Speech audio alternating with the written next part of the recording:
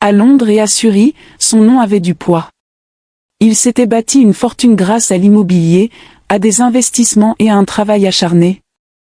Il n'était pas né riche. Chaque livre sterling, il l'avait gagné.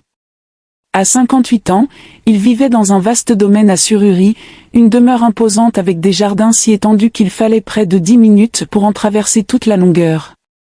Il possédait plusieurs propriétés à travers l'Angleterre et à New York. Il portait des costumes sur mesure, conduisait des voitures de collection et recevait des invités de marque. Aux yeux du monde, Richard Coleman avait tout. Mais ce que les gens lui enviaient le plus, ce n'était pas son argent. C'était son mariage. Après avoir perdu sa première femme des années plus tôt, Richard s'était remarié. Sa nouvelle épouse, Claire Matthews, avait 35 ans. Elle était jeune, belle, et de l'extérieur, on aurait dit qu'elle l'adorait. Elle parlait doucement lors des réceptions, s'accrochait à son bras et donnait l'impression d'être une partenaire dévouée. Ses amis disaient que Richard avait de la chance d'avoir retrouvé l'amour. Richard le croyait aussi. Pour un homme qui avait un jour pensé ne plus jamais aimer, Claire était un miracle. Elle rendait sa maison vivante, la remplissait de rire et lui préparait elle-même ses repas, refusant de laisser le personnel tout faire. Une femme doit prendre soin de son mari, disait-elle avec un sourire. Il lui faisait confiance. Il la chérissait. Il se sentait en sécurité dans ses bras. Mais seulement 2 mois après leur mariage, quelque chose a commencé à changer. Cela a commencé par des maux d'estomac. Puis vinrent les nausées, les étourdissements, une faiblesse qui l'empêchait parfois même de se lever le matin. Les médecins firent des examens, mais les résultats restaient toujours inconclusifs. Ils lui disent que c'était peut-être le stress, l'âge ou quelque chose de mineur. Il accepte leur réponse au début, mais le schéma devient impossible à ignorer. Richard se sentait malade presque chaque fois qu'il mangeait la nourriture préparée par Claire. Dans cette même maison vivait une autre femme, Jennifer Lawrence, une domestique. Jennifer avait 42 ans, était originaire de Birmingham et avait travaillé comme employée de maison pendant de nombreuses années. C'était une femme noire, robuste de corps et discrète d'esprit. La vie n'avait jamais été facile pour Jennifer. Elle avait perdu ses parents jeunes, élevé ses frères et sœurs cadets et accepté tous les travaux possibles pour subvenir aux besoins de sa famille. Elle avait travaillé dans différentes maisons, certaines où on la traitait mal, d'autres où elle était invisible. Mais dans la maison de Richard, les choses étaient différentes. Richard la saluait toujours avec gentillesse, s'enquérait de sa santé et lui donnait ses dimanches pour qu'elle puisse aller à l'église. Pour Jennifer, cette petite marque de gentillesse signifiait tout. Cela sema en elle une graine de loyauté. Elle le respectait profondément, et c'est grâce à ce respect qu'elle remarquait des choses que les autres ignoraient. Un soir, après un dîner, Jennifer reste pour nettoyer la cuisine. Elle s'affairait en silence, empilant les assiettes, quand elle remarqua Claire debout près des fourneaux. Les invités étaient partis et Richard se trouvait dans son bureau. Jennifer s'arrête net en voyant la main de Claire sous-marine dans une petite boîte cachée derrière des bocaux d'épices. Claire saupoudrera une fine poudre dans une cocotte de sauce, puis remua rapidement, en fredonnant. Les yeux de Jennifer s'agrandirent. Son cœur s'emballa. Elle ne voulait pas croire ce qu'elle voyait, mais son instinct hurlait. Ce n'était pas une épice. Ce n'était ni du sel ni du poivre. Quelqu'un a choisi n'allait pas du tout. Plus tard cette nuit-là, Richard tombe malade à nouveau. Il se tordait de douleur, la sueur coulant sur son visage tandis que Claire lui frottait le dos, murmurant « Ne t'inquiète pas, mon chéri. Tout ira bien. » Jennifer se tenait sur le seuil, observatrice en silence. Elle ne pouvait chasser de son esprit l'image de cette poudre. Le lendemain matin, Jennifer prend une décision qui allait tout changer. Elle sort son vieux smartphone. Il n'était pas sophistiqué, mais il avait un appareil photo et un enregistreur. La fois suivante où elle vit Claire cuisiner, elle se cacha dans un coin et appuya sur le bouton d'enregistrement. Son cœur battait à tout rompre tandis qu'elle filmait Claire saupoudrant la même poudre dans la nourriture de Richard. Cette nuit-là, Jennifer reste dans sa petite chambre, les mains tremblantes, en regardant la vidéo. La preuve était claire, mais elle avait besoin de plus. Elle ne voulait pas que quiconque doute d'elle. Quelques jours plus tard, elle a surpris Claire au téléphone dans le couloir. Jennifer appuya à nouveau sur le bouton d'enregistrement. Cette fois, elle captura les mots glaçants de Claire. « Bientôt, Richard ne sera plus là », dit-elle en riant doucement. « Toutes ses propriétés, toute sa fortune, tout sera à moi. Tu verras. Je vivrai la vie que je mérite. » Le rire de Claire fit se tourmenter l'estomac de Jennifer. Elle savait qu'elle n'avait pas le choix. Elle devait prévenir Richard. Le lendemain, elle attendit que Richard soit seul dans son bureau. Il semblait plus faible que jamais, le visage pâle, les yeux fatigués. Jennifer se tint devant lui, serrant son téléphone. « Monsieur, dit-elle doucement, je dois vous montrer quelque chose. S'il vous plaît, ne m'ignorez pas. » Richard leva les yeux, surprise. « Qu'y a-t-il, Jennifer ?»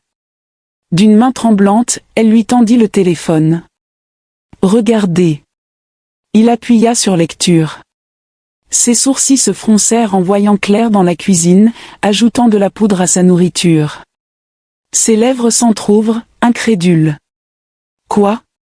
Qu'est-ce que c'est que ça? » « Monsieur, c'est la vérité. »« Je l'ai vu de mes propres yeux, » dit Jennifer, la voix brisée. « Elle vous fait du mal. » Richard prit la tête. « Non, Claire m'aime. Elle ne pourrait jamais ça. S'il vous plaît, écoutez aussi ceci. » Elle lance l'enregistrement vocal. La voix de Claire remplit le bureau, froide et cruelle, complotant sa mort. Mais l'amour peut aveugler même les plus sages. Richard ferma violemment le téléphone, le visage dur. « Jennifer, arrêtez ces bêtises. Vous essayez de me monter contre ma femme. Vous êtes jalouse d'elle. » Le cœur de Jennifer se brise. Des larmes montèrent à ses yeux. « Je vous le jure sur ma vie. Je veux seulement vous sauver. » Avant que Richard ne puisse répondre, Claire entre dans la pièce. Elle regarda le téléphone sur le bureau, puis Jennifer. Ses yeux brillèrent, mais elle s'évolua rapidement, cela d'un air préoccupé. « Mon chéri, qu'est-ce qui se passe ?» Richard lui tendit le téléphone. « Jennifer t'accuse de m'empoisonner. » Claire feignit l'indignation, se tenant la poitrine. « Quoi? Comment peux-tu croire un tel mensonge? Elle me déteste. Elle veut nous détruire. » Elle éclata en sanglots, enfouissant son visage dans son épaule. Richard l'enlaça. « Je sais, Claire. Ne t'inquiète pas. » Il se tourne vers Jennifer, la voix froide. « Vous êtes allé trop loin. Partez. » Jennifer baissa la tête, les larmes coulant sur ses joues, et sortit. Les jours passèrent, puis les semaines. L'état de Richard s'aggrave. Les médecins étaient perplexes. Il est devenu si faible qu'il pouvait à peine marcher sans aide. Claire continue de jouer le rôle de l'épouse attentionnée, restant à ses côtés, lui donnant des cuillerées de soupe empoisonnée. Jennifer observe, impuissante, depuis l'ombre, le cœur brisé. Un soir, Richard faillit s'effondrer dans le jardin. On le transporta en urgence dans sa chambre, haletant. Cette nuit-là, il restait éveillé, fixant le plafond. Les mots des enregistrements le hantaient. Le rire froid de Claire, le regard désespéré de Jennifer. Le doute s'installe dans son cœur. Et si Jennifer disait la vérité depuis le début? Le lendemain matin, avec ce qui lui restait de force, Richard peut appeler Jennifer. Quand elle entre dans la pièce, il lui tend une main tremblante. « Jennifer, pardonne-moi. J'aurais dû t'écouter. As-tu toujours ces enregistrements? » Jennifer hocha la tête, les yeux humides.